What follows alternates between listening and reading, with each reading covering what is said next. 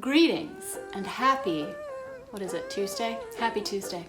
Today we are going to talk about 5 books that I personally recommend for anyone who is looking to stay creative and stay sane as a human. Do you like my unicorn mug? It's my pride and joy.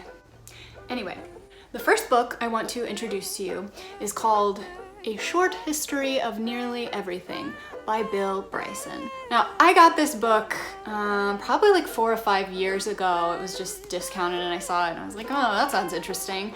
And it essentially goes through everything that we have discovered about the Earth and the universe in very layman's terms so that anyone could understand it. And it's very interestingly written. You got your Big Bang, you got your tectonic plates, the different elements that we have, like, you have the rise of life, so like how exactly life started, when it started, and how it grew from little tiny blobs to us. A chapter that I just read recently, which is very enlightening, especially right now, is about bacteria and germs, which I had no idea actually about. What I like about this book is that you can just read it in chunks. I'm always constantly learning something that I would never otherwise know because I didn't pay attention in science in school. And the effect that this book has on me when I bring it out,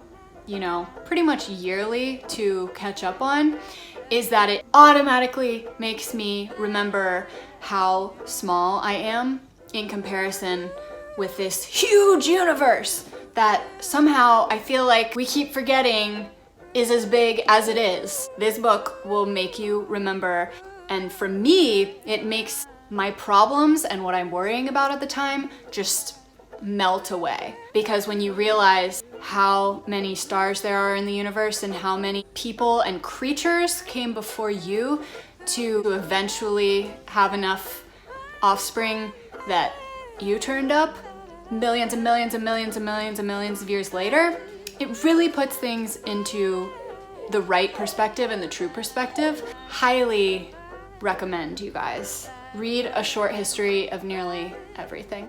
And I'm gonna put the links for all of these books in the description. So make sure that you like this video and subscribe if you like it and get these books, they're awesome. Okay, second one, completely different. This is called The Principles of Uncertainty. It's by a lady named Myra Kalman. And it's an illustrated book for adults. So she painted all of these pictures and then kind of just narrates what she's thinking in her head. She's a very existential person. And so she's just talking a lot about what the meaning of life is and trying to figure that out and how maybe that's impossible. And so she'll just take walks and paint people and look for beauty in the world.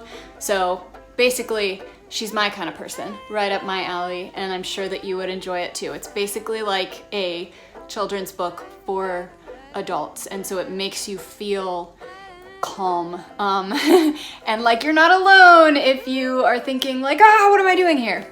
Great. It's also really creatively inspiring because of all of the pictures and cool stuff, so look that up.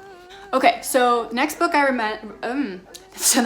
recommend is called The Book of One. It's by Dennis Waite, and this is covering a philosophical spiritual path called Advaita, which comes from the Upanishads, a very, very old Hindu scripture. And basically, this book explains the concept of non-dualism. It just talks a lot about things that we generally perceive in our lives to be real that are not at all. They are just thoughts in our heads. It's a very, Eastern philosophy, if you know anything about Eastern religions. And if you do yoga or like meditate, I'm sure that you've heard some of these concepts before, but this is it really actually broken down, and it's just so beautiful. And again, it's one of those books that reinforces to me that I shouldn't take the things so seriously that I'm taking seriously. And when I can let myself let go of that crap, I can start to let in the inspiration and the light that I need to thrive as a creator and as a human person. And I can stay sane. Yay! Oh boy. Okay, so the next one is called The Artist's Way. Woo, it's shiny. It's by Julia Cameron. This is a pretty popular book amongst creatives.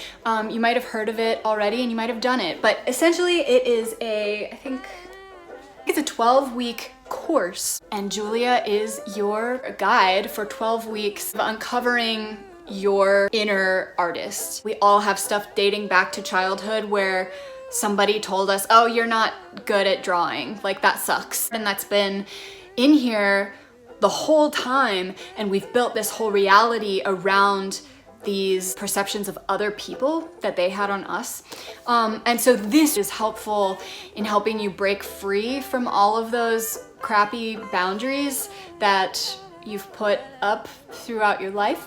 If you feel like you need a very engaging text where you go in and do a ton of inner work, it's definitely not easy, but it's a really, really great course. I took it a few years ago and it was very monumental in my growth. So again, get this. I highly recommend. Okay, last but not least, I know this is kind of unorthodox, but the last one is actually a textbook from my world religions class in high school that I've kept all of these years, and you can tell it's very well worn. I've read it a lot. It's called World Religions, A Voyage of Discovery by somebody Broad. I don't know, I'm gonna look it up and put it down below so that you can see what it is. Hopefully they still make it. But it's basically just a very succinct summary of the major religions of the world. You have your primal religions, which are generally older and they're not classified as Eastern or Western.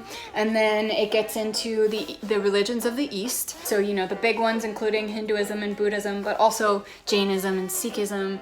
And then you get into the West, which is Christianity, Judaism, Islam. It tells you kind of the background of each religion, why it's here, and how people practice it. And I just think this is so important to understand why we do what we do.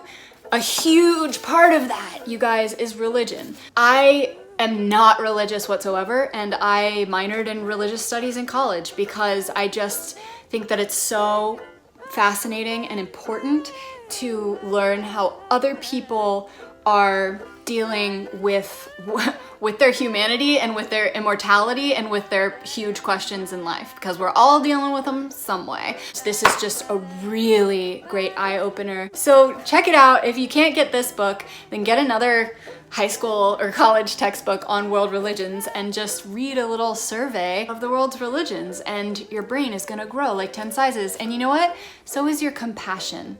And that is paramount, my friends. So there you have it. Here are my 5 books that I recommend for if you are trying to remain creative and sane in this insane time in our world. Of course, there's many more, but these babies rarely leave my bedside table, and I pull them out whenever I'm feeling a little crazy or uninspired. Let me know which one looks most interesting to you in the comments below. And if you do read one, let me know which one and if you liked it or not, and what you thought. Subscribe below if you liked this video and give it a thumbs up, and I will see you later.